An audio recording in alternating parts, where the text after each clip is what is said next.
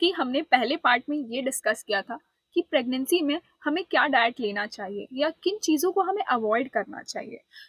आज हम इस पार्ट में यानी कि दूसरे पार्ट में हम ये डिस्कस करेंगे कि पोस्टमार्टम वेट लॉस क्या होता है या पोस्टमार्टम वेट लॉस कैसे होता है, यानी कि आफ्टर चाइल्ड बर्थ एक मदर कैसे अपना वेट लूज कर सकती है। आज हम इसी टॉपिक पर बात करेंगे once again dietitian Nabia Shahid के साथ। You are most welcome once again ma'am. Thank you so much.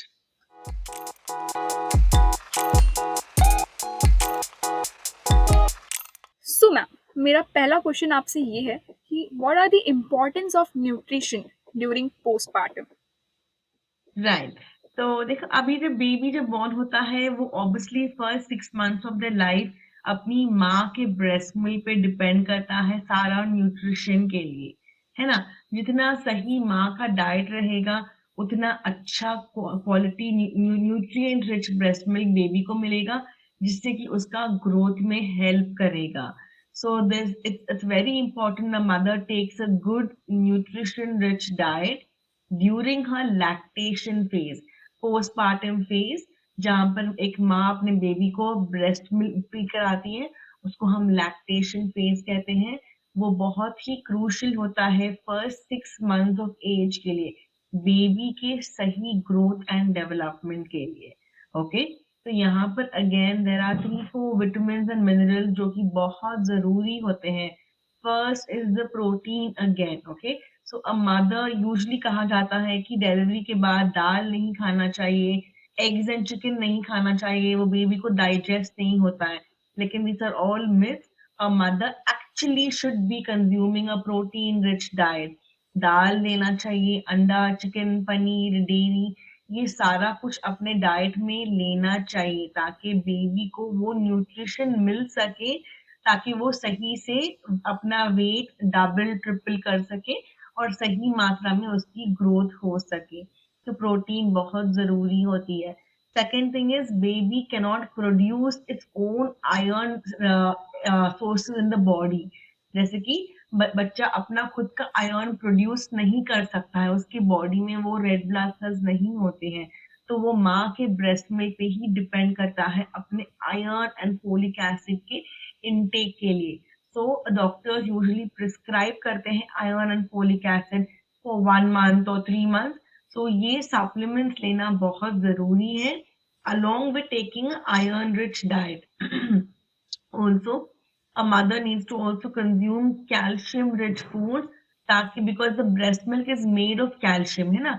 अगर माँ ने सही से कैल्शियम नहीं लिया डाइट में, तो बॉडी क्या करती है कि माँ के बॉडी के बोन्स में से सारा कैल्शियम निकाल कर बेबी को दे देती है। तो इससे माँ की इम्यूनिटी कम हो जाती है, माँ के बोन्स बहुत वीक एंड फ्रेजाइल हो जाते हैं।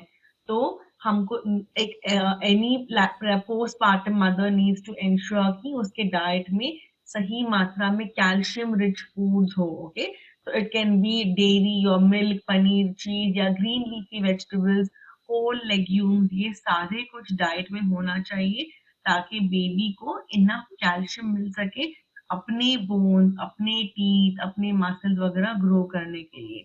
Okay, then coming on even omega fatty acid, baby का ब्रेन बहुत तेजी से डेवलप हो रहा है पोस्ट बर्थ, तो ओमेगा फैटी एसिड जो कि वॉलनट में देखा जाता है, एवोकाडो में, ऑलिव ऑयल या फिर सीड्स में, ये सारे चीजों में ओमेगाज होती हैं। तो माँ की डाइट में ये भी होना बहुत जरूरी है ताकि बेबी का ब्रेन डेवलपमेंट सही से हो। So along with this, a mother also needs to consume something called as galactagogue foods, okay, जिससे उनका ब्रेस्ट मिल्क रिच क्वालिटी का बने। बिकॉज यू डोंट वांट हम ये टाइम पे ये फोकस होता है माँ का कि मेरी बेबी को सही से न्यूट्रिशन मिले, सफिशिएंट ब्रेस्ट मिल्क मिले। तो गैलेक्टोगोग फूड्स लेने से ब्रेस्ट मिल्क प्रोडक्शन इंक्रीज होता है। तो what is galactagogue food? They are all dairy products, then garlic, fennel यानी कि सौंफ, फेनुग्रीक यानी कि मेथी, मोरिंगा पाउडर यानी कि ड्रमस्टिक पाउडर। तो ये सारी चीजें भी डाइट में इनकॉर्पोरेट करने से ब्रेस्ट मिल्क प्रोडक्शन बढ़ जाता है. So this is how a postpartum mother can take care of her diet.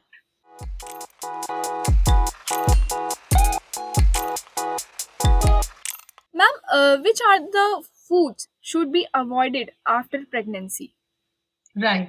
तो कैफीन कैफीन को रेस्ट्रिक्ट करना होता है. कंप्लीटली अवॉइड अगर ना भी करो तो at least restrict the caffeine consumption to 1 cup per day. whether it is your चाय और कॉफी, 1 कप तक लिमिट कर सको. ठीक है. और कंप्लीटली अवॉइड आपको अल्कोहल करना है.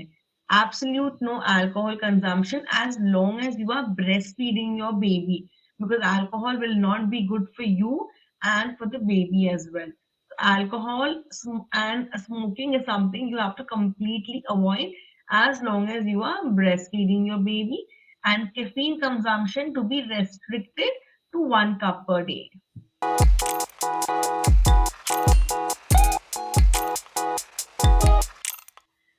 So मैम एक आखिरी क्वेश्चन आपसे और है, what are the balance diet for postpartum weight loss? Right. तो हर माँ को ये ध्यान देना है कि उसके diet is a balanced one which has enough protein, calcium, iron and omegas in it. Okay. तो वो ऐसे कर सकती हैं कि जब वो खाना खा रही हैं, उसके प्लेट में आधा प्लेट शुड बी वेजिटेबल्स और it should be fibre. Because post partum क्या होता है, कॉन्स्टिपेशन का इशू बहुत बढ़ जाता है. many women have constipation issue.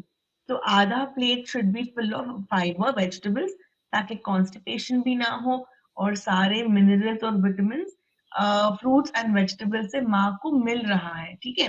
Then quarter plate should be carbs, यानी कि योर राइस, रोटी, इडली, डोसा, कोई भी carbs. And quarter plate should be your protein which is your eggs और चिकन और फिश और पनीर और दाल और स्प्राउट्स. ठीक है. ऐसे करके एक माँ को अपने डाइट बैलेंस बनाना है, जहां पर वो कार्ब्स भी ले रही हैं, प्रोटीन भी ले रही हैं और वेजिटेबल्स भी ले रही हैं. और वो अपने मिड मील स्नैक्स में वो ओमेगास ले सकती हैं, जैसे कि नट्स हो गया, सीड्स हो गया, फ्रूट्स हो गए. ठीक है. तो डेयरी हो गया, मिल्क हो गया, योगर्ट हो गया. तो वो अपने मिड मील में ये सारे स्नैक्स ले सकती है और अपने मेन मील्स को कार्बोहाइड्रेट, प्रोटीन और वेजिटेबल्स में डिवाइड करके ले ले. वो इस तरह से बैलेंस डाइट ले सकती है एक माँ. Thank you so much ma'am हमारे साथ कनेक्ट होने के लिए, और once again thank you so much, आपने अपनी नॉलेज हमारे साथ शेयर करी, आपने अपना एक्सपीरियंस हमारे साथ शेयर किया, और आई होप ऑडियंस आप लोगों को ये वीडियो बहुत हेल्पफुल हो, स्पेशली मॉम्स के लिए या प्रेग्नेंट लेडी के लिए ये एक वीडियो उनके लिए हेल्पफुल हो. So ma'am thank you so much once again हमारे साथ कनेक्ट होने के लिए.